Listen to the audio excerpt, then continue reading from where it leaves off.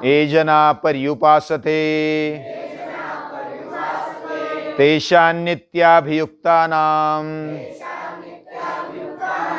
योगक्षेमं वहाम्यहम् योगक्षेमं वहाम्यहम्। गीता का 9वां अध्याय तीर्थरूप है। वैसे तो पूरी गीता तीर्थरूप है, लेकिन 9वें अध्याय में बहुत सारे आश्वासन हमें मिले हैं, सामान्य लोगों को भी और असामान्य जो है, जो विद्वान है, भक्त है, तत्वज्ञानी है, उनके लिए भी आश्वासन मिले। जो अपने जीवन में शुभ अशुभ देखते हैं और जीवन में लड़खड़ाते हैं कि क्या किया जाए, वो इधर भटकते हैं उधर भटकते हैं, और जिनको समझना चाहिए भगवान के रूप में उनको नहीं समझते और दूसरे को ही भगवान समझ बैठते हैं और प्रॉब्लम में आ जाते हैं, लूटे जाते हैं, अस्वस्थ हो जाते हैं, इधर उधर भटकते हैं, राह भटकते हैं। उनको सही राह दिखाने के लिए गीता कटिबद्ध है। भगवान श्री कृष्ण हमें सही मार्ग दिखाते, इसलिए वो कृष्णम वंदे जगत गुरुम। वह दुनिया के गुरु है, पूरे जगत के गुरु है, गुरुओं के गुरु है, सपर्वेशाम अपि गुरु हो, और काल के काल है, काल को भी तोड़ देने वाले हैं। और वह हमारा जीवन क्या नहीं चलाएंगे, सभी का जीवन खड़ा करने वाले, सभी को जीवन देने वाले। क्या हम एक चित्त रहेंगे तो हमारा जीवन नहीं चलाएंगे? निश्चित चलाएंगे। हम अनन्य चित्त होने चाहिए। हमारा जीवन भगवान को समर्पित होना चाहिए। भगवान के भरोसे यानी राम भरोसे चल गए और जैसे जिए, खाओ पियो मजा करो, राम भरोसे रहो, ऐसा इसका मतलब नहीं है। 6ठे अध्याय में भगवान श्री कृष्ण ने बताया, उद्धरेद आत्मनात्मानम, तुझे खड़ा होना है, तुझे अपना उद्धार करना है। और दूसरी साइड कहते हैं कि अनन्याश्चिंतयन्तो माम, जो अनन्य चित्त से मेरी भक्ति करता है, मेरी उपासना करता है, उसका योगक्षेम मैं चलाता हूं। चिंता करने की बात नहीं है, लेकिन हमें निमित्त बनकर हमारा कर्तव्य कर्म करना चाहिए। हमें इच्छा दी है, मर्यादित शक्ति दी है, उसका उपयोग अगर हम सही करेंगे तो हमें चिंता करने की आवश्यकता नहीं है। हमें हाथ दिए, पांव दिए हैं, हमें आंखें दी है, कान दिया है, हमें नाक दिया है, जिह्वा दी है, त्वचा दी है, कर्मेंद्रिय, ज्ञानेंद्रिय, ये सब कुछ दिया है, और मन में इच्छा दी है, अलग अलग शक्तियां दी है। उन शक्ति का सही उपयोग करते हुए हम अपनी जान लगाते हैं तो भगवान हमें संभालते हैं। ये बहुत बड़ी आश्वासन भगवान गीता में देते हैं।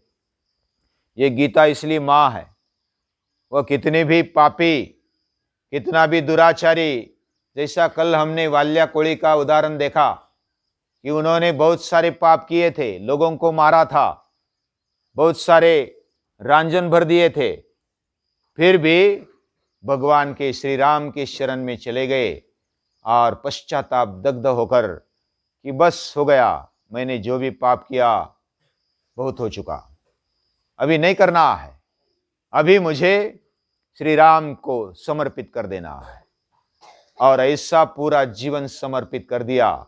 उनकी दृष्टि बदल गई, उनकी संवेदनाएं आ गई, उन्होंने सभी भूतों में, भूत मात्र में भगवान श्री राम को देखा।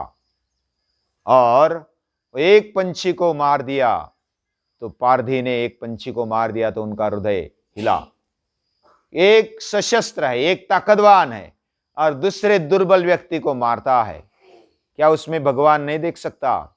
क्या उसमें राम नहीं देख सकता? ये उनको लगा। वाल्मीकि ऋषि बन गए, वाल्या कोली के वाल्मीकि ऋषि, महर्षि बन गए। ऐसे महर्षि को हमने याद किया। जैसे माता अपने बेटे को आशा करते हुए संभालती है कि ये आज नहीं तो कल इसमें बदलाव आएगा, ये महान बनेगा, और इसलिए वो राह देखती है, बड़ी आशा से राह देखती है कि ये बदलेगा। वैसी गीता माता भी अपिचेत सुदुराचारो भजते मामनन्य भाग साधुरेव समन्तव्य सम्यक व्यवसितो हि सः।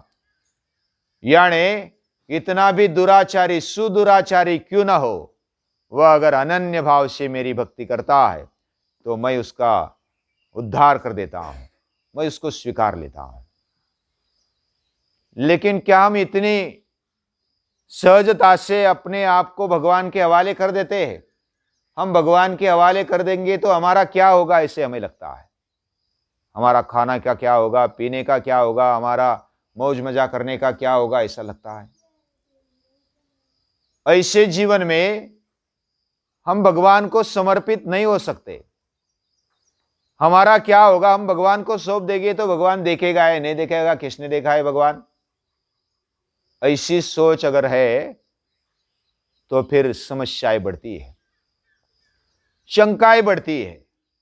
लेकिन भगवान कहते हैं अंतःकरण से भक्ति पूर्वक मुझे समर्पित हो जा, और जो भी तू देगा, तेरे पास कितना है, क्या देता है, इसका कोई मतलब नहीं है। कौन से भाव से तू देता है, यह महत्वपूर्ण है। पत्रम पुष्पम फलम तोयम, जो भी सामान्य चीजें हमारे जीवन में, वह हम भगवान को चढ़ा देंगे तो भगवान स्वीकार कर लेता है। लेकिन वो भक्ति से होना चाहिए, दिल से होना चाहिए, अंतःकरण से होना चाहिए। हम भगवान को चढ़ा देते या तो भगवान को समर्पित कर देते हैं तो भगवान स्वीकार कर लेते हैं। वो महान है। हमारे जीवन में चिंता होती है कि हमारा क्या होगा, हम अगर समर्पित कर देते हैं। हमारे जीवन में जो भी अगर समर्पित कर दिया तो हमारा कुछ बचेगा नहीं, ऐसा हमें लगता है। लेकिन भगवान कहते हैं कि इस छोटी छोटी बातों में अपेक्षा बिना तू अगर करेगा तो तेरी चिंता मैं उठाऊंगी। जो छोटे बच्चे रहते बिल्कुल वो चिंता नहीं करते। वे अपने जीवन में बिंदास रहते, निश्चिंत रहते। उनको खाने की चिंता नहीं रहती, उनको पीने की चिंता नहीं रहती। वो खेलते रहते, बैठते रहते, या तो जो भी अगर आकाश की ओर देखने लगे तो देखते रहते, चिड़िया की ओर देखने लगे तो देखते रहते, समंदर की, नदी की ओर देखते रहे तो वो देखते रहते। पूरे एकाग्रता से वो देखते हैं, उनको उसमें आनंद मिलता है और वो तल्लीन हो जाते हैं। ये तल्लीन होना, ये निष्पापता है। और जब ऐसे अनन्य भाव से हम इस सृष्टि की तरफ देखते हैं तो भगवान हमारा सब कुछ उठा लेता है। यानी हमारा योगक्षेम कौन चलाएगा, ये हमारे जैसे सामान्य लोगों की चिंता भगवान को लगी, ये ऐसा सोचेगा, ऐसा शायद उसके मन में आएगा। तो भगवान ने कह दिया कि अनन्यास चिंतयन्तो माम, जो अनन्य चित्त से मेरी नित्य युक्ता ये जना पर्युपासते, जो लोग मेरी उपासना करते हैं, तेषाम नित्याभियुक्ता नाम, वह जो अभियुक्त, नित्य अभियुक्त है, मुझसे जुड़े हैं, सतत जुड़े, उसका योगक्षेम मैं चलाता हूं। क्या हमने कभी भगवान की परीक्षा ली? ये ऐसा वचन नहीं कि बस एक दिन दे दिया, बस कल भूल गए। यानी एक बार ऐसा बोला, दूसरी बार वैसा बोला, तीसरी बार तीसरा ही बोला, ऐसे भगवान नहीं है। वो 5000 साल पहले, 5,500 साल पहले जो बोला है, आज भी वही वाक्य उन्होंने बोला है, और 5,000 हजारों साल बाद भी वही वाक्य उनका सही रहेगा। उन पर विश्वास तो करके देखो। अनन्य चित्त से क्या हम सचमुच भगवान को अर्पित होते? क्या हमने हमारी चिंता बिल्कुल छोड़ दी और हम भगवान को समर्पित हो गए? हमारे अंदर क्या हम सोचते हैं? हम पाठशाला में आ गए, समझो पाठशाला में आ गए, और इधर जो पाठशाला ने कहा कि सुबह उठना है, सभी उठते हैं, योग करते हैं और बिंदास रहते हैं, और हमारा योगक्षेम भी चलता है, हमारी चिंता भगवान करते हैं, हम बीमार पड़ते हैं तो जल्दी ठीक कर लेते हैं। इतने ऐसे वातावरण में हम इकट्ठा आए तो हमारा जीवन सही तरीके से चलता है भगवान की कृपा के कारण। वो हमारा योगक्षेम चलाता है। 101% विश्वास, श्रद्धा हमारे मन में है, इसलिए हमारा जीवन चलता है। ये विश्वास बने रहे, विश्वास या तो श्रद्धा ये बनी रहे, हमारी भक्ति बनी रहे। इसके लिए हमारे अंदर बैठे हुए आत्मशक्ति पर विश्वास, ये बहुत बड़ी बात है। वही शक्ति जो हमारे अंदर बैठी है वही चराचर में बैठी है, और वही शक्ति हमारा ख्याल भी करती है। इधर बहुत सारे प्राणी हैं, वो हमें संभालते हैं। इधर बहुत सारे पेड़ है, हमें संभालते हैं, छाया देते हैं, फूल फल देते हैं, पत्ते देते हैं, पत्तों के कारण आरोग्य देते हैं, फूल फलों के कारण आरोग्य देते हैं। ये सभी देने वाले हमारे आसपास है और भगवान उनके द्वारा हमें देते हैं। ये भगवान डायरेक्ट आएगा, जैसे हमने कल देखा कि डायरेक्ट भगवान तेजरूप अग्नि का गोला बनकर आएगा और हमें मिलेगा तो हम मिल नहीं पाएंगे, या तो बड़ा रूप लेकर आएगा और हमें मिलने के लिए आएगा तो हम मिल नहीं पाएंगे। ये मां बनकर के आता है, पिता बनकर के आता है, ये आचार्य या तो गुरु बनकर के आता है, शिक्षक बनकर के आता है, कभी डांटने वाला बनकर के आता है, कभी हमें पीठ पर थपथपाते हुए आता है। हमारी कौन सी भी अवस्था हो उसमें संभालने के लिए तैयार है।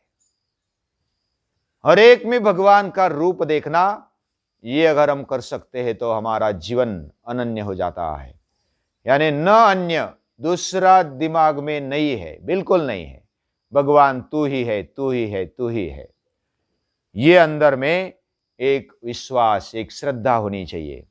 फिर कोई अशुभ हमारे जीवन को छू नहीं सकता है। इसका सामर्थ्य हमारे सामने कोई अशुभ या तो अलग कोई अपशकुन कर दे, क्योंकि सब शुभ ही शुभ है। और ऐसे मन में जो रखता है शुभाशुभ फलैरेवं मोक्ष से कर्म बंधनैः, जो भगवान को समर्पित हो जाता है तो उनके जीवन में शुभ अशुभ निकल जाता है, उसके वो परे चले जाते हैं। उनको कोई शंका करने की आवश्यकता नहीं, उनको कोई चिंता करने की आवश्यकता नहीं, उनको निराश होने की आवश्यकता नहीं। वह सभी कर्म बंधन से मुक्त होगा, ये भगवान का आश्वासन है, ये जाहिरनामा है। ये सभी के सामने बताया, खुलकर बताया। न मे भक्त प्रणश्यति, या तो योगक्षेमं वहाम्यहम्, या तो शुभाशुभ फलैरेवं मोक्ष से कर्म बंधनैः, या तो अपिचेत सुदुराचारो भजते माम अनन्य भाव। वह तुरंत सज्जन बन जाता है, वाल्या से वाल्या कोड़ी बन गए। ऐसे अनेक उदाहरण हैं जो भगवान को अपने आप समर्पित कर देते हैं, उनका जीवन बदल जाता है। पूजनीय दादाजी ने स्वाध्याय परिवार खड़ा किया, वो उनका पुरुषार्थ है। एक जन्म में इतना पुरुषार्थ करना बहुत बड़ी बात है। उनको बार बार हम याद करते हैं। उन्होंने हजारों के लाखों के जीवन में बदलाव लाया है। जो दुष्ट प्रवृत्ति है वह छूट गई है, वो निगल या तो छूट गई है, गल गई है। ऐसी प्रवृत्तियां अपने आप निकल जाती है जब हम समर्पित हो जाते हैं। ऐसे बहुत सारे गुंडे या तो बहुत सारे ऐसे वाल्या कोड़ी जैसे स्वाध्यायी कुटुंब में रहने वाले जो गुंड प्रवृत्ति के थे वो बदल गए, अपना जीवन बदल दिया। ऐसे बहुत सारे हैं, हमारे आसपास भी वो है। हम बहुत सारे स्वाध्याय परिवार से है, बाकी कुछ अलग परिवार से भी है, लेकिन हमारे घर में भी और अड़ोस पड़ोस में भी वो ऐसा बदल करने वाले, अपने जीवन में बदल करने वाले बहुत सारे लोग हमें दिखते हैं। वो भक्त है, वो अनन्य चित्त से भगवान के शरण में आ गए और भगवान को सौंप दिया अपना जीवन। और ऐसे जीवन को संभालने वाले हम अगर विचार करेंगे तो पता चलेगा कि हम जब मरने ही वाले थे, किसी ने कल प्रसंग बताया कि मेरा भाई गिर गया, बस के दरवाजे से ब्रेक लगा दिया और गिर गया तो वो जो व्हील था ना, वो बस का जो पहिया था उसके नजदीक आ गया था, लेकिन ब्रेक दबाई उसने, यानी थोड़ा रह गया था। दूसरी भी गाड़ी आ रही थी और वो बच गया। ये किसने बचाया? भगवान ने बचाया।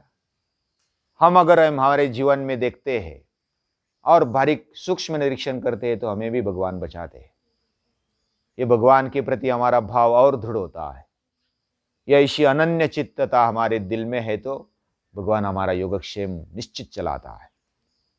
और है, हमारा जीवन भगवान चलाता है, उस पर हमारी श्रद्धा है, भक्ति है, उसको और बढ़ाते बढ़ाते हमारा जीवन और उन्नत बनाते हैं तो कोई अशुभ शुभ या कोई ऐसी अलग बात जीवन में नहीं रहती है जो चिंता करने योग्य है।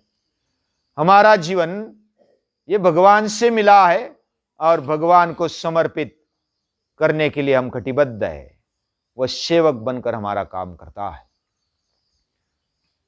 हम जब खुद अपना भार उठाना चाहते हैं तो हम सेवक बन जाते हैं, हम स्वामी या तो हम राजकुमार नहीं बनते। हमें अगर राजकुमार बनना है, राजा बनना है तो भगवान कहते हैं मैं तेरी सेवा करूंगा, तू राजा बन जा। और एकनाथ महाराज, आपको मालूम है, एकनाथ महाराज के वहां श्रीखंड आ गया सेवा करने के लिए, सेवक बनकर आ गया और उनकी सेवा की। श्री एकनाथ सदनी माधव जी काम हे करीतो, स्वकरे चंदन घासी गंगेचे पानी कावड़ी भरीतो। ऐसे बहुत सारे साल तक उनकी सेवा करते। भगवान हमारी भी सेवा करते, हमारे जीभ पर अभिषेक करते हैं, हमारी आंखों में अभिषेक करते हैं। हमारी आंखें नम रहती है, हमारी जीभ गीली रहती है। वो कौन करता है, कौन अभिषेक करता है? हमें ऐसा लगता है कि श्रावण महीना आ गया, एक अभिषेक करेंगे तो भगवान प्रसन्न हो जाएंगे। हमारी सेवा करने वाला सबसे बड़ा सेवक अगर कोई है तो वो भगवान है। वो हमें स्वामी बनाना चाहता है, मालिक बनाना चाहता है। तू मेरा बेटा है, वह सब कुछ जानता है, देखता है, हमारी चिंता करता है। ऐसे भगवान को समर्पित हो जाओ। ऐसे गीता कहती है, अनन्यास चिंतयन्तो माम, अनन्य चित्त से उनकी उपासना होनी चाहिए। ऐसे भगवान को याद करते हुए हमारे जीवन में जो भी समस्या है वो निकल जाती है। हम क्या क्या समस्या लेकर मन में चलते हैं वो हम कल देखेंगे। ये अध्याय बहुत बढ़िया है। एक बार एक समय में नहीं हो सकता, लेकिन जितना भी हमारी बुद्धि उतना हम अभ्यास करते जाएंगे, धीरे धीरे हम समझते जाएंगे और अभ्यास करते जाएंगे। भगवान को नमस्कार है।